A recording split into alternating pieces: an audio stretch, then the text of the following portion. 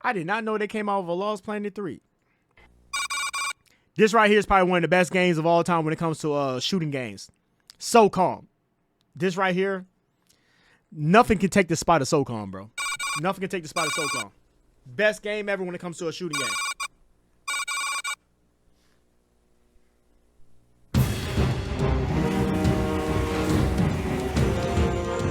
This is what I grew up on. Was my first multiplayer experience, online experience. Was this game right here, SOCOM.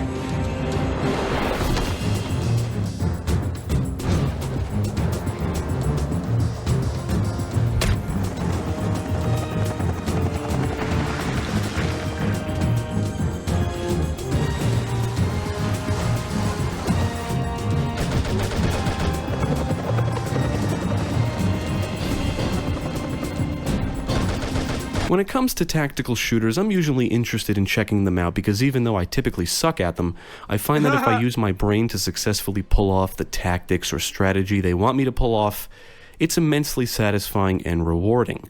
When I hear the words tactical shooter, my brain immediately thinks of the early Rainbow Six titles, the first Ghost Recon, and SWAT 3 and 4, games from the late 90s and early 2000s. I consider that time frame to be the golden years for tactical shooters, because as far as I can tell, they don't make them like that anymore. Now don't get me wrong, there's been sequels and new games and spiritual successors in the genre that have released since to varying success, and even I enjoy some of them, but not many that really replicate or capture what made those games special.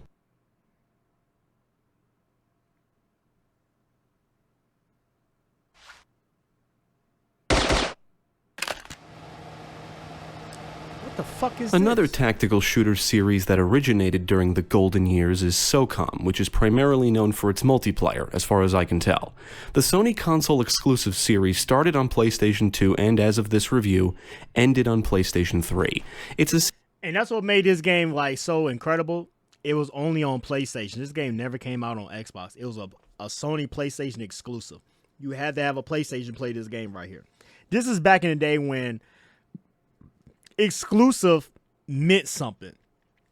Depending on what system or console you want to pick. If you go the Xbox route, you get Halo, you get Gears of War, you get shit like that. You go the Sony route, you get SOCOM, you get Metal Gear Solid, you get games like that. Man, I miss these days right here.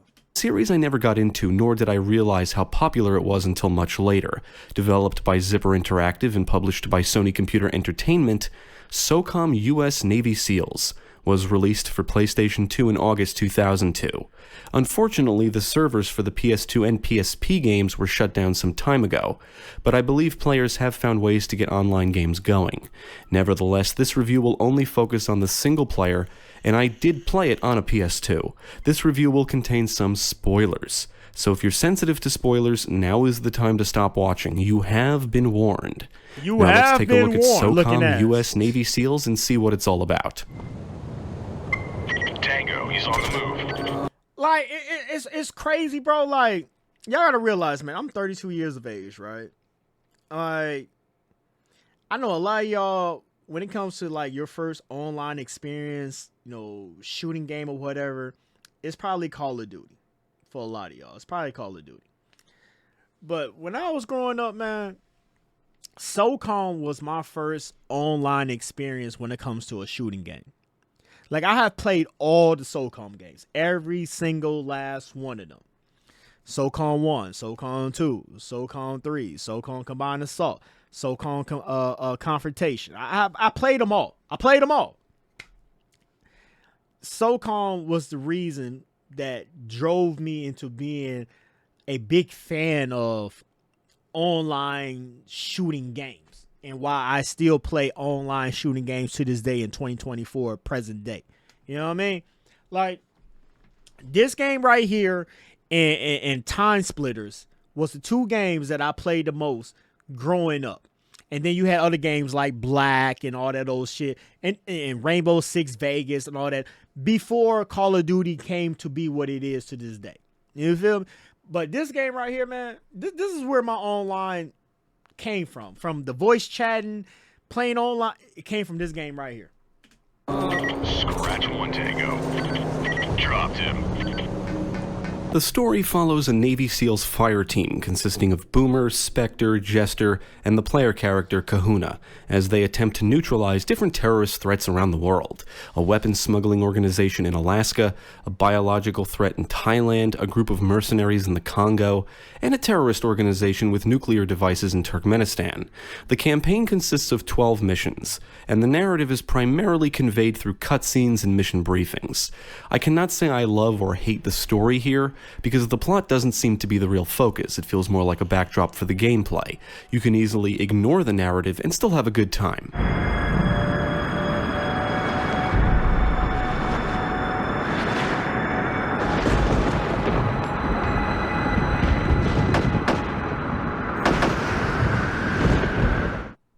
I would say SOCOM was ahead of its time in some respects, in the console world that is. SOCOM does come with online multiplayer. In fact, it's one of the earliest titles to use the PS2's online service.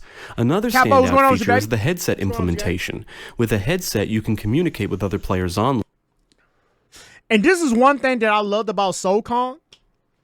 I don't know about the earlier SOCOMs, because when I was playing the earlier SOCOMs, I was playing... y'all should already know, I got older brothers and siblings and stuff like that. I'm the youngest out of everybody, right? I don't know if the earlier SOCOMs came with a microphone, but I know once I got my own PlayStation 3 and SOCOM Confrontation came out on the PlayStation 3 in 2008, that right there came with a microphone.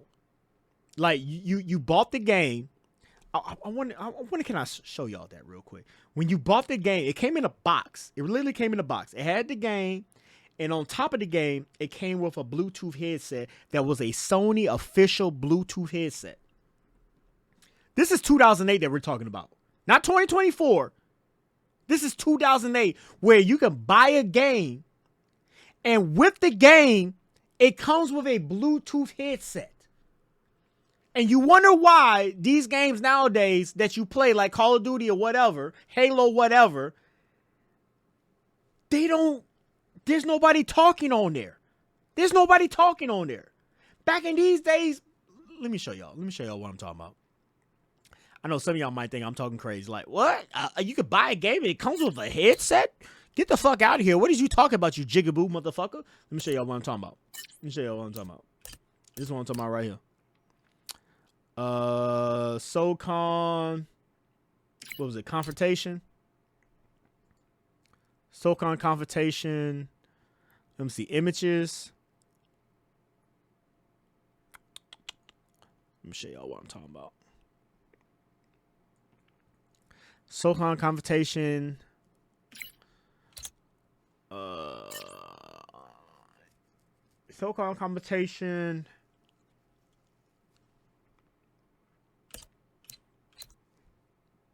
Box, I don't know. Let me see. All right, so right here. So hopefully y'all can see this. Hold on, let me click on it.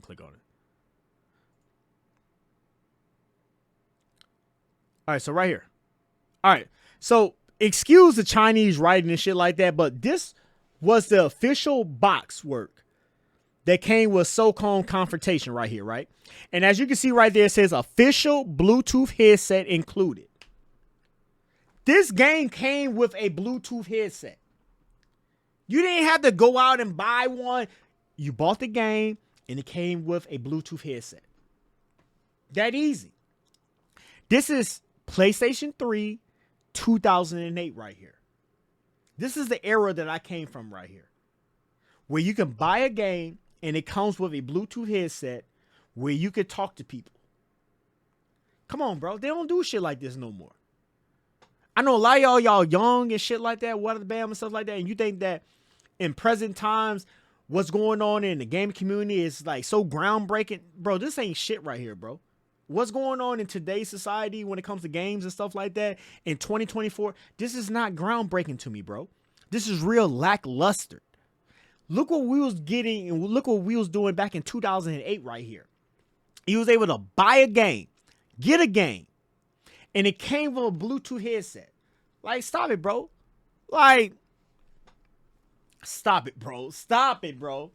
This is a different type of time right here, man. Some of y'all wasn't even born yet in 2008. Like, this is just a different type of time right here, bro. For real.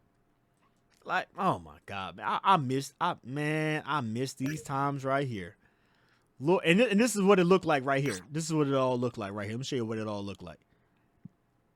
Let me show you what it look. This is what it all looked like right here. Watch this.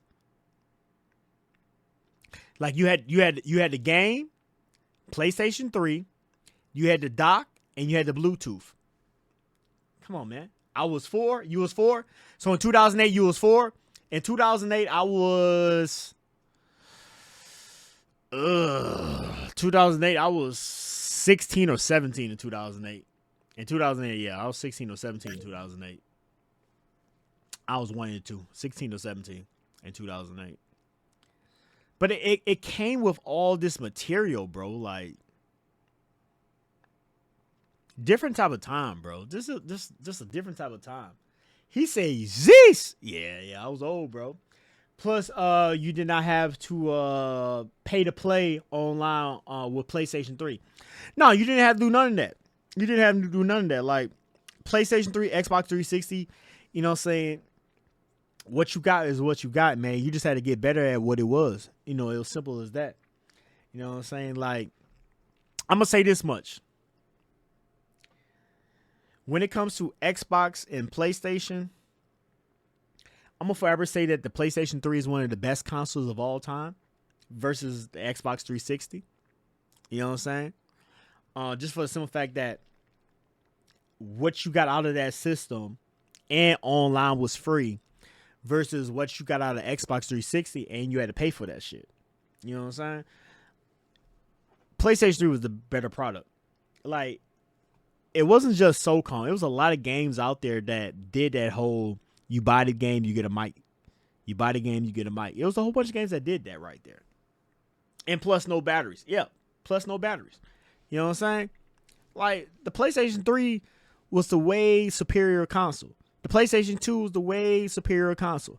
Yes, I get it. You know, Xbox, you had your Halo, you had your Gears of War and all that old shit, but we had SOCOM, bro.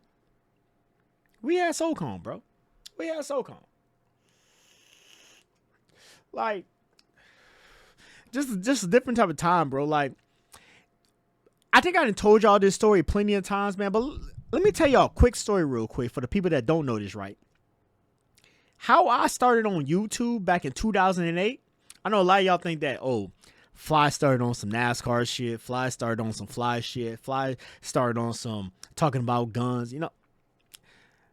My first ever video that I put on YouTube was me complaining about SOCOM confrontation. That was my first ever video that I put onto YouTube. I remember to this day. SOCOM confrontation came out. The game wasn't what it was to be built up to be because it had a lot of issues and problems and stuff like that. And I knew this little chick or whatever the case may be that had a camera, a little point and shoot camera that was able to take the images and videos and stuff like that and you know, download them onto your, you know, laptop and stuff. Cause we had a laptop at that time. Able to download it to the laptop and stuff like that and upload it to YouTube at the particular time back in 2008. My first video ever was me complaining about SOCOM confrontation. That's where my YouTube career started at. Back in 2008. It wasn't about NASCAR. It wasn't about Call of Duty. My first ever video that I put on YouTube was me complaining about SOCOM confrontation and how terrible it was when it first came out because the game was so broken on launch. That was my first ever video. And the Red Ring of Death. I didn't have an Xbox 360 until like 2009, 2010. That's when they came out with the Jasper systems. And the Jasper systems, they wasn't getting Red Ring of Death like that. See, I didn't have them early. I didn't have those early Xbox 360s. I had the Jasper Xbox 360. And that shit, like I said, that shit didn't come out until like 2009, 2010. But that's my first ever video that I put on YouTube was because of SOCOM. Because I was just such a big fan of SOCOM. I play the fuck out of SOCOM, y'all. Like, y'all got to realize something. I come from SOCOM. I am a SOCOM player. That's what introduced me into shooting, games, online competitive play games was SOCOM. It wasn't Call of Duty.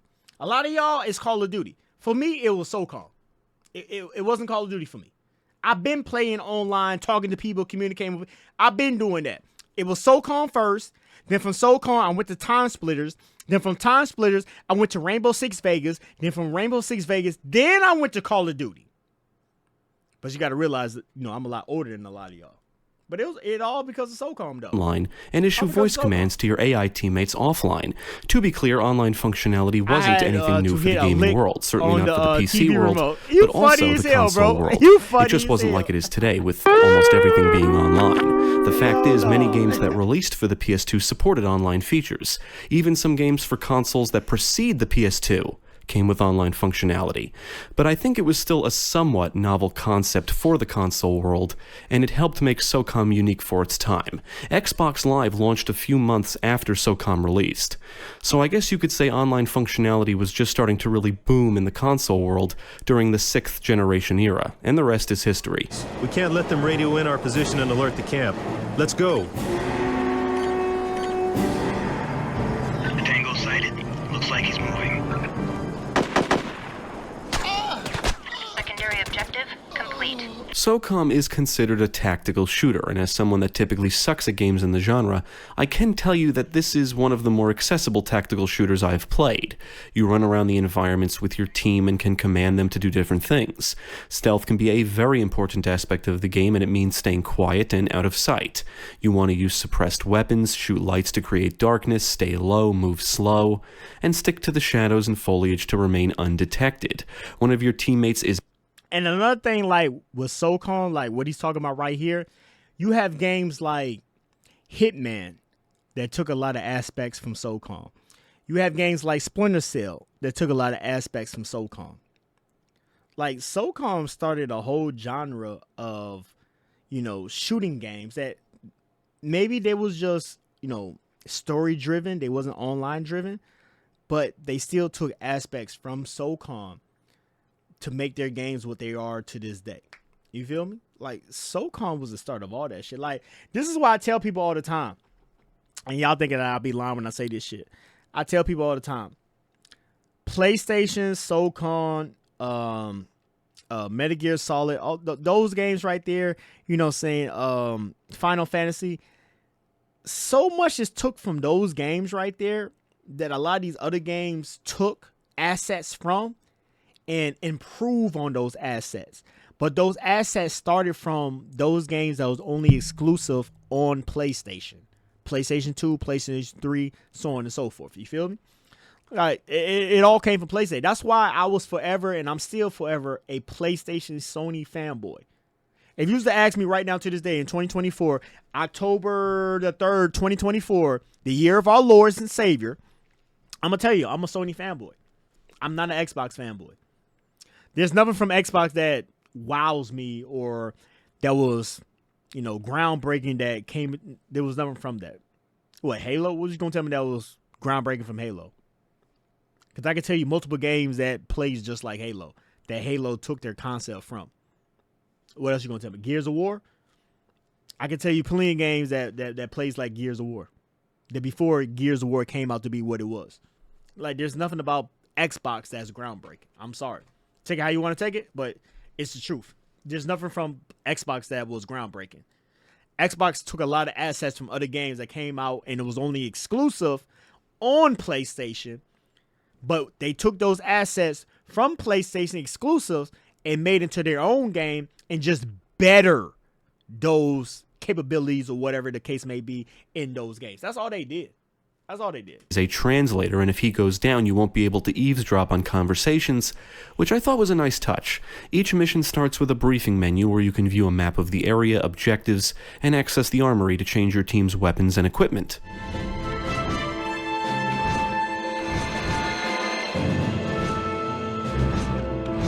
I think SOCOM makes an interesting first impression. Now, much of what the game does has been done in other games, and I would argue the missions that make up the first 2/3 of the campaign on the first run are mostly easy to get through. It's interesting because the game comes across as pretty easy at first, at least in my experience.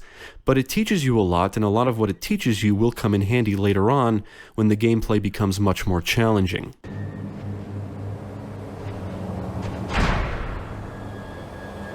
By default, aim assist and help messages are enabled, but can be disabled.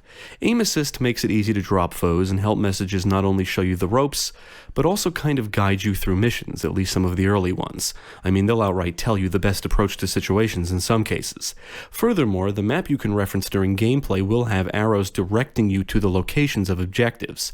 So at first I just didn't get it. I appreciated that the game was teaching me how to play, but I felt it was holding my hand a little too much. Plus, your AI teammates do a pretty good job on their own too, and I was able to rely on them to overcome many obstacles, especially in the beginning. That's not to say they're super smart, because I've seen them do dumb shit too. Things didn't really click with me until I hit what I consider a difficulty spike. And this is one reason, I'm gonna be honest with y'all real quick. This is one reason what kind of like drew me into Modern Warfare 2 2022 so much, because they had a third person mode, and SOCOM was only in third person. It wasn't a first person shooter game, it was a third person shooting game.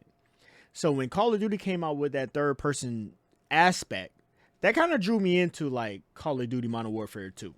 I ain't gonna lie to y'all, because it reminded me so much of SOCOM. So that's why I like playing that mode so much when we used to, play, Modern Warfare 2 2022 back in the day and stuff like that. Call of Duty is one of those games that it's trying to be everything. You know what I'm saying? Like Battle Royale is trying to be like Fortnite, big 64 player, big ass maps with tanks and helicopters, trying to be like Battlefield. Third person mode is trying to be like SOCOM. Call of Duty is just trying to take assets from all these games and trying to put it into one game for you. You don't have to go nowhere else. If you want this, you got it here. You want that, you got it here. You want this, you got it here. That's what Call of Duty is trying to do. And I'm not mad at them for doing that. But once again, a lot of these games take assets from these other games that y'all probably never played or even heard of. But this is where it originally started from. It was from these games right here. The SOCOMs of the world, the Rainbow Six Vegas of the world, the Halos of the world, the Gears of War of the world. It came from these games right here. You know what I'm saying? It came from these games. The mags. I don't know. A lot of y'all probably never even heard of mag before. I'm gonna show y'all mag after this. Y'all probably never even heard of mag before. Specifically, the mission Prison Break, the mission that kicks off. Or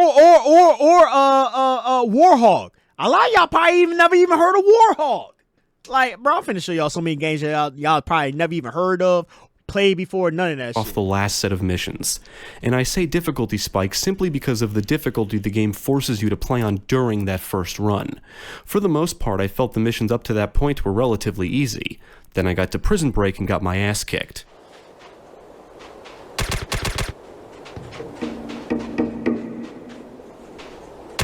Tango sighted, 12 o'clock. Tom Clancy's Ghost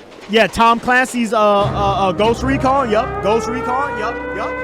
I see you over there on that kick side. What up, man? What up, man? He's on the move. In the end, there's a lot of things I like about SOCOM, and some things I don't. SOCOM's campaign has a lot of replay value, which is good, but may not be immediately obvious during the first run. Each time you beat the campaign, you unlock a harder difficulty, up to a certain point that is. You can also unlock more weapons in the armory and a level select feature. Now, I don't necessarily mind the game making things harder for each run, but I don't much care for locking the level select feature behind a specific difficulty. You are graded based on your performance during a mission, but on a first run, you won't be able to replay an already completed mission for a better grade or to try something different. And also, let me say this too as well. Why is it on my mind real quick? I'm gonna have to show y'all this video too as well, because I'm waiting for Bad Intent and all of them to get ready to start playing some Call of Duty. But if y'all want to see one game that Call of Duty takes a lot of aspects from, like down there 80% of their aspects, they take it from this game right here. Let me show y'all the game called Black. It came out on Xbox 360. No, it came out on Xbox and PlayStation 2. Like 2005. It's called Black, a modern day shooter, arcade shooter. When I show y'all this game right here, you're gonna see where the concept of Call of Duty Modern Warfare 4, the original one, 2007, comes from. When I show y'all Black. Wait until this video's over with and I'm gonna show y'all Black. W game, my mans know about that game. He already knows about that game. That's where Call of Duty Modern Warfare 4 comes from. It comes from that game right there. It's not really a huge problem, but I do find it to be a somewhat odd design choice. For example, you may not want to jump into a harder difficulty right away, and instead practice or attempt some missions again for a better grade. But you can't. Movement on the hostile. I think they suspect something, sir. Kill the hostile. Hostile killed. One thing I really like about SOCOM is the freedom it offers. Most maps are designed in what feels like a somewhat linear fashion, but they are rather large, and the open-ended design allows you to approach situations however you see fit. There's often multiple routes to take, buildings to infiltrate, some maps contain caves, and you'll get to navigate around a good variety of environments, including a temple, oil rig, and prison. You do have the option to not be stealthy. In most cases, you can go in all guns blazing and simply try not to die, but getting detected may result in more challenging gameplay, like enemies on alert, one of the bad guys triggers a bomb timer, stuff like that. You've botched the insertion. Commander, the terrorist leader is suspicious. Don't let him detonate the bombs. As you make your way through the environments, you can sneak past foes or drop them, and can hide bodies if necessary, although I have seen bodies disappear, which kind of renders the mechanic redundant, in my opinion. You can command your team to fire at will or hold fire, and utilize them to set up ambushes, breach and clear rooms, and watch your back. There's a good amount of commands available, all of which I found to be useful, and your teammates will do what they're told. Also, from what I understand, there are hidden speech commands available for those playing with headsets. Each mission comes with primary and optional objectives to complete. There are no checkpoints, so when you die, or if all your teammates die, or if you fail a primary objective, you must start the mission over from the beginning.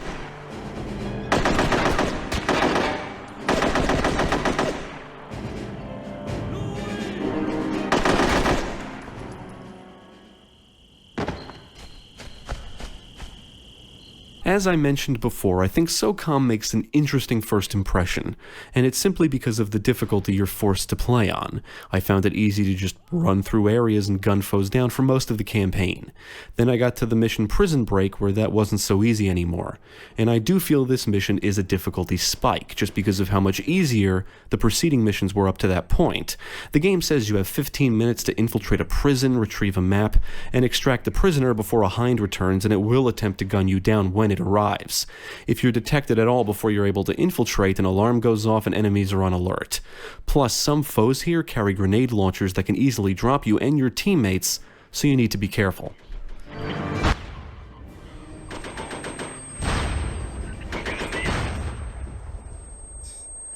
Boy, SOCOM was something else. This mission can be frustrating, but also very rewarding, and I think that's why it's where the game clicked with me.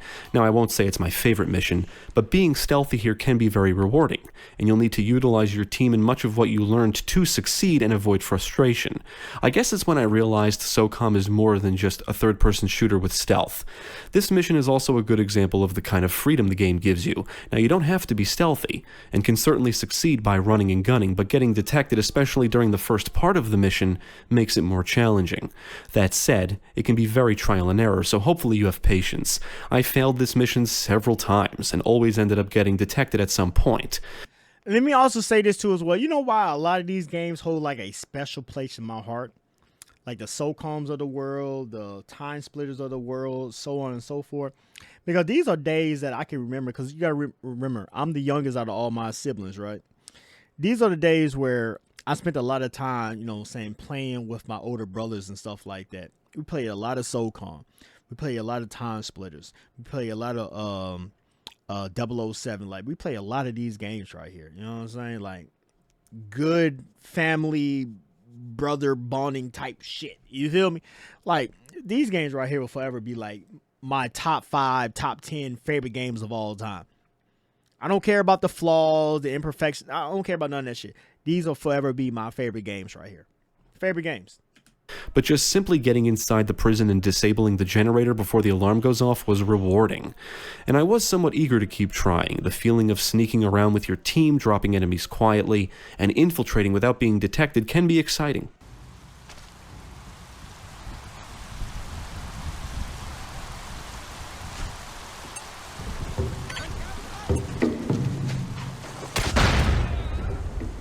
Each mission will require you to complete a set of objectives, and you only have to complete the primary ones. But completing optional objectives can make things easier. The objectives are what you would expect from a game like this, things like defuse bombs, destroy things, clear buildings, collect intel, and rescue and extract people. As indicated earlier, the environments are somewhat large, but you can study a map at the mission briefing menu, and the map you can reference during gameplay will typically show you where you need to go. Objective markers appear on the radar, so you should always know what direction to move in at any time. Enemies can be found patrolling and standing around, and you should be mindful of your surroundings and check corners because it can be easy to miss foes or get sniped if you're not paying attention.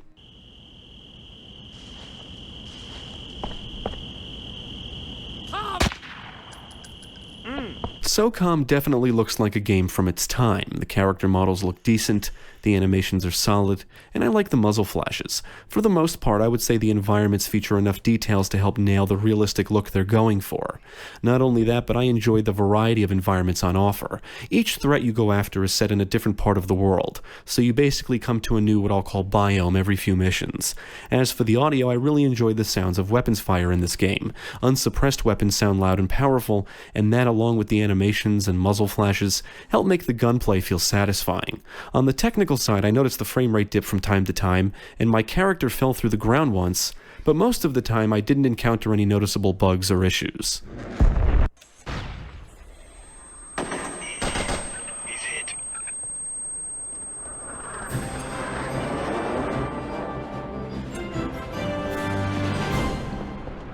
Ultimately, I enjoyed SOCOM and feel it's a solid tactical shooter for a home console. I cannot say it's my favorite game in the genre, but I think it did enough to differentiate itself from others of its kind at the time it released. one of my favorites. Being stealthy and ordering One of my favorite teammates shooting around was games of all nothing time. new, SOCOM. and there are some design decisions here I don't agree with, but for the most part, I don't have a lot of negative things to say about the game. The game is fun if you like the style of gameplay. It's more than just a standard third-person shooter. It will make you think, and I appreciate the amount of replay value it offers, especially since the official multiplayer servers were shut down some time ago. But what I do like about SOCOM, even though he just said that, you know, the official servers was shut down, you can emulate SOCOM. Like, I'm following people right now that live stream SOCOM online and stuff like that. You can emulate, get back online, play against people online and stuff like that on SOCOM in today, 2024 and stuff like that. You can do that right now. So I'm glad that it has that replay value right there. Like, I need to download me an emulator just to play this shit again. I ain't gonna lie to y'all. I need to do that. I definitely need to do that. I just haven't took the time out to even try to figure out how to do that shit. But you can do that though. I also like the freedom the game gives you, allowing you to experiment with different tactics and strategies. I do feel the difficulty spikes hard at a certain point, but everything the game teaches you and all the hand-holding that came before that point should prepare you for what SOCOM is really trying to convey, what it's really about. If you take advantage of the relatively easy difficulty of the first 2/3 of the campaign during that first playthrough and just run through every mission without any attempt to remain undetected, I feel the spike or wall you will eventually hit will hurt a lot more. But that's just my take on it. The game is easy until it's not. The last set of missions can really kick your ass. In the end, I think SOCOM works well as a tactical third-person shooter and stealth game, and I only hope the sequels expand on and improve what was established here.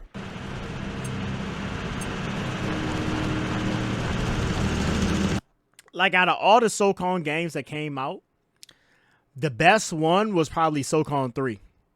Combined Assault was a correlation of all the previous SOCOM 1, 2, and 3.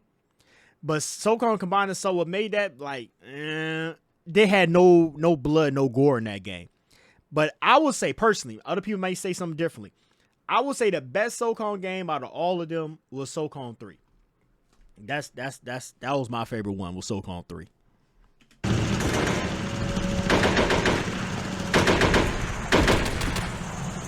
I would recommend SOCOM because it's fun, and in my opinion, a good introduction to the tactical shooter genre. It does a good job teaching you the mechanics, and goes easy on you in the beginning. It comes with a good amount of replay value and gives you enough room to experiment and try different things, and the gameplay can be rewarding. Definitely check it out. Have a good flight, team. We'll talk about SOCOM your was next that mission when you shit. get back. SOCOM was that shit, bro. For real, SOCOM was that shit. Definitely that shit.